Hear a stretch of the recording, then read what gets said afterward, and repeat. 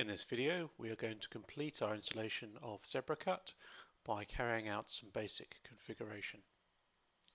So let us launch ZebraCut.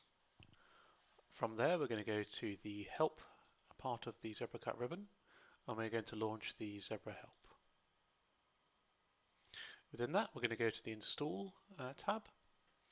And now, in order to operate correctly, ZebraCut requires two things. Firstly, it requires a CAM pipeline. This turns your geometry into instructions for your cutting machine.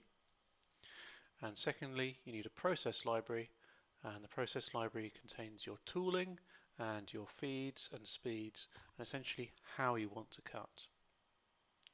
So let us install one of each. Firstly, a CAM pipeline. This will depend on which machine you have.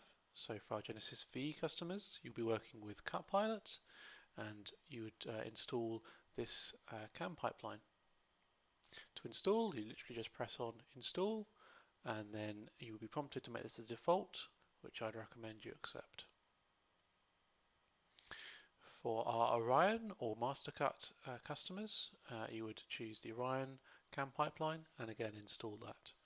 CAM pipelines can be customized for different machines, and subsequent videos will explore that topic. Secondly, we require a process library. Again, the process library contains your tooling information, your feeds, your speeds, and how actually you want to cut your geometry. We're just going to install the standard tool library in this case, so we'll just install. If prompted, we will save this to a particular file, so we'll just call this standard. We'll save it to disk, and then we will accept it as the default. And we can now close the help system. So there we go, we've now configured ZebraCut with a CAM pipeline and with a process library.